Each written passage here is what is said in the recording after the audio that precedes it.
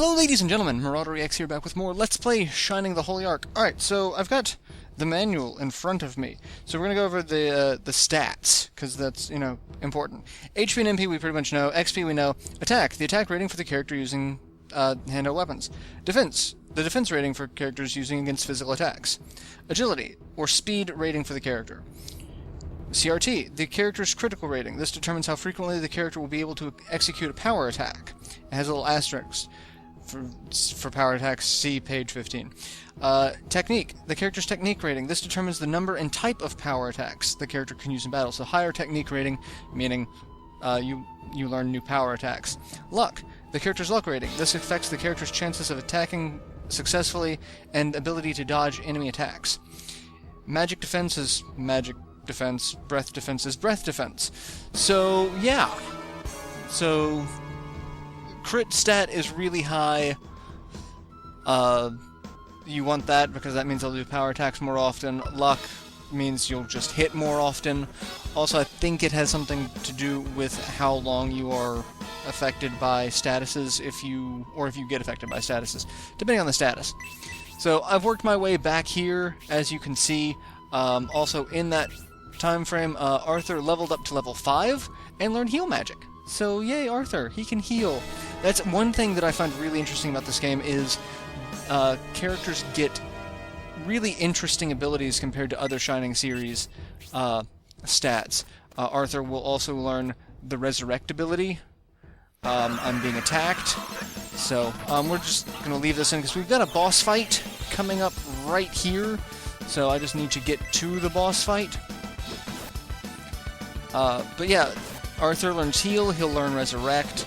So it's really interesting what characters learn what abilities in this game versus other games. Shining the Holy Ark, you can see where a lot of this became later titles. You could see where a lot of the stuff from this game, like the power attacks, the critical magic attacks, like special attacks like that, would go on to influence their other particular titles, like Golden Sun. So you would see that make an appearance there. And since it's the same development team, you can see where they started getting ideas and where the ideas started coming from and how they evolved over time. It's quite interesting. I love seeing it. So let's kill another Trent, and then we'll recover because we have our first real boss fight. I want to say that I made a comment before about how you can see where this game is the predecessor to Golden Sun. And someone kept trying to correct me when, like, it's the same development team, it's similar, very similar style. And, you know, if you don't see how this game and the choices made in this game, they're like, okay, we like this mechanic, so let's refine it and change it up a little bit. If you don't see the connections between the games, I honestly do not know what to tell you. Alright, so I don't believe there is another treasure here. I think that's it. So we have this, and I don't know what... I don't know if I can use pixies for this fight or not. So let's find out. I'm just going to go ahead and waste 6 MP and heal everyone to full. Because it's not like Arthur has any other magic. And I don't want to spend time in combat healing with Arthur because he is my heaviest hitter at the moment. So let's not do that. Alright, I think it'd either be in front of us or below us. If it lets me do it. It may not let me do it because it goes into this. Yeah, I don't think we can... Yeah. Alright, so we are fighting our first boss, the Wraith. So we are going to just let him have... Oh, also, he leveled up and got sleep. I think we may have gotten that on screen, though. So... And let's do Hellblast. Yeah, let's go ahead and do Hellblast. just throw out our big guns against the wraith. I do love that scythe he has. Scythes are really underappreciated weapons in a lot of fantasy. I was really surprised that they became a thing in Final Fantasy XI, and after falling in love with the Dark Knight class in Final Fantasy XI, it's like, I really think scythes are not used well enough in games. They are, I mean, they're so menacing and imposing looking. I mean, as a weapon, they're not practical by any stretch of the imagination. Regardless of what you've seen in Soul Calibur 3 with Zasalamel, a scythe is not, really a practical melee weapon. So, oh, he's got freeze! Who's that targeting? Rhodey? Arthur. See, that's the thing. You think you know who would actually target, like, you want to say, oh, it's going toward the middle character in this lineup is Rhodey. No, that's not how it works. And it's ridiculous. It's one of those things that you have no idea who you're actually going to take damage with until it shows up on screen.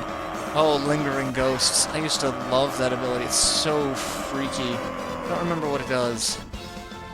Didn't work on Arthur. Rhodey's... Oh, it decreases speed. That's not good. Because that means they go slower. Changing turn order.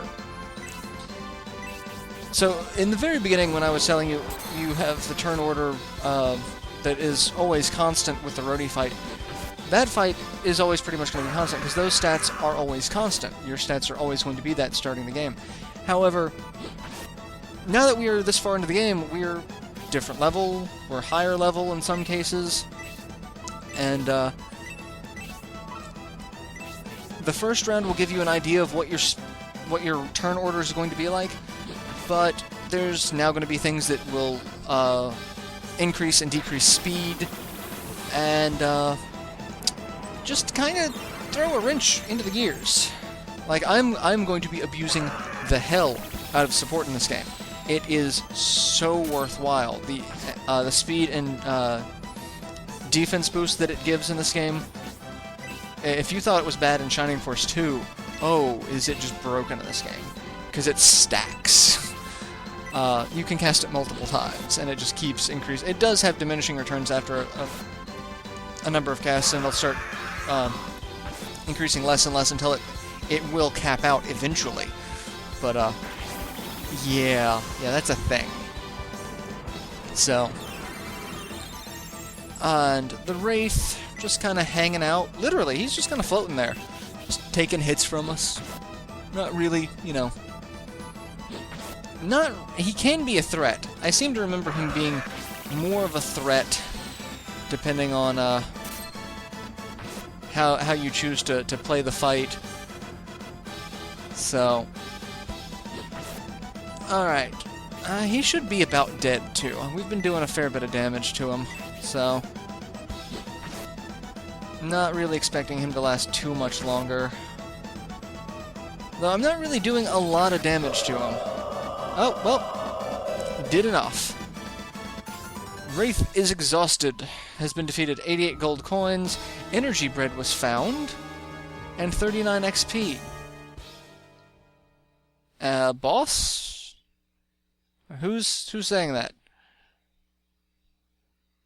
Who's there? The halfling from yesterday. You make us go through all that hassle. Don't even show your face. I've been waiting for you. Alright, so the halfling is working for someone. Who are you calling boss, and who are you? So, I'm guessing based off of his attire, he's referring to Rhodey as boss. I heard that you were in the cave-in at the mine. Oh, so yeah, he's talking about us. You are one of my men? Yeah, I don't remember. Have you forgotten me? Me, Doyle, the incomparably swift. Yeah. And since then, I can't remember much or anything, clearly. I can't believe you forgot me. Well, I did, so... That sucks to be you, Doyle. I do apologize. It's not like he had any choice. And that's the reason why you didn't acknowledge me at the pub. Who are you two? We're mercenaries. We're the mercenaries hired by Enric to capture Rhodey. Must run these. I love how he just kind of jumps up. Run! The situation has changed. Yeah, we don't really want to turn him in now, because we kind of have to stick together. You know, because we've got, you know, spirits living inside us. What are you gonna do? We're gonna go to Enric. Well, I guess that's our main plan. It's like, why are we going after Forte? He was taken... How do we know he was taken in Enric Castle? Like, he just kind of left. Did the spirits tell us that he went to Enric? Because I don't remember that. So, you're going to Enric Castle, the place where these people intend to turn you in. I love how paranoid he is. Like, he's just not... He is rather suspicious, isn't he? Yeah. Explaining things to him certainly does not seem to be very useful. Yeah, let's just... Tell us the secret path. One's going to imagine that it's in the giant sarcophagi that is in front of us. Damn, I can't say no to one of your requests. Alright, so, again with the hopping, but this time he hops down. Unlocks the sarcophagi. So, we go through there, and then through the deep forest. At least take this. So, he throws a mask on Rhodey, and I love Melody's reaction. This isn't something for a woman or child to stick their nose in. If you go to Enric with your bare face hanging out, it's dead certain you will be caught. You know, he's looking out for Rhodey, so he threw a mask on his face. That's not weird at all. Alright, so, and apparently now Rhodey is, the mask is locked on his face. I'm a ninja who can appear and disappear anywhere and any time. So, Ceiling Halfling is watching us save the world. Okay. What are you gonna do about that iron mask? I'm the man in the iron mask. It's a clever idea. I guess you can call it clever. I guess. Arthur, check the stone coffin. Do you want to force open the crypt? Yeah, we kind of do. And this takes us... You found some stairs leading underground. Dun dun dun. And there's a couple of treasures down here. Yeah, I know that. I want to go down the stairs. I didn't want to examine them again. So, we've got a couple of treasures down here, so we will just work our way quickly and get to them.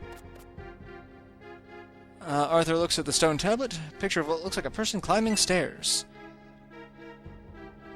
Okay, so yeah, that's fine. Alright, so... And we can check here. Get a medical herb. And then we can... I think we can continue going this way, or is it down that way? Actually, I think it's the other direction completely. Yes, down here. Down here. And limestone pillar. And we find another fairy friend. And this one is a fairy. An actual fairy. Iris. A fairy named Iris has joined the group. And we got two more treasures here that we get to find, and we're just going to go toward those, and we're going to use our fairies to stop this fight, so give me 1 second to kill them and go on. Alright, so Wild Hound's group has been defeated. We get some extra money and extra XP and an herb, so we need to go back over here, and then we can go down this path, I believe. And hey, a new enemy! So we'll keep this one in. Blue Worm. How adorable does he look? How adorable! I don't like worm. He's got a little. He sticks his tongue out when he gets hit and everything. 7 points of damage. Okay, that's not as adorable. The enemies in this game really are just a little strange at times, you know? Alright, so... And someone's gonna level up because it's taking forever. Melody levels up to 5. That's fantastic. Alright, so we're gonna keep going this way. And the next intersection here should be it, and we get some more new enemies. Durangos. I have no idea what these are supposed to be. Like, they shoot rocks. Like the rock in the inside, they can shoot at us. Like I said, the enemy designs for this game. See, it just kind of spits rock and then generates more rocks. It's like, I don't understand, but we'll just go with it. We'll run with it. It's fine. We're just on our way to get the last 2 treasures in this dungeon, and then we'll head back to Enric and be done. So yeah, that's really it. All right, Durango's group has been defeated, and someone else's. Brody's leveling up to 5. How fantastic! So now all of his stats are finally maxed out. All right, so we should be able to go this way and get a treasure. And there it is. Open a treasure, and we get a bronze staff. We already have a bronze staff. We already bought one for Melody, but I wanted to have that for the wraith fight, so that's acceptable. And didn't get to the pixie in time. Give me 1 second to kill this guy. Alright, so that was about as expected. And now we can go farther down, and we can go through a room full of rocks, and we need to go to the right there.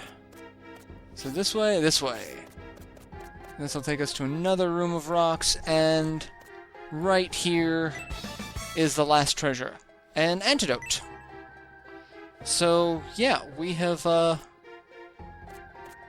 completed all of the treasures here. There's just now the need to escape. So, since I don't have enough time to start the next section, we'll fight the Bone Slaves. I'll get to the exit, and then we'll probably head back to town to recover. So yeah, give me just 1 second. Alright, so Bone Slaves group has been defeated, and Arthur levels up to 6.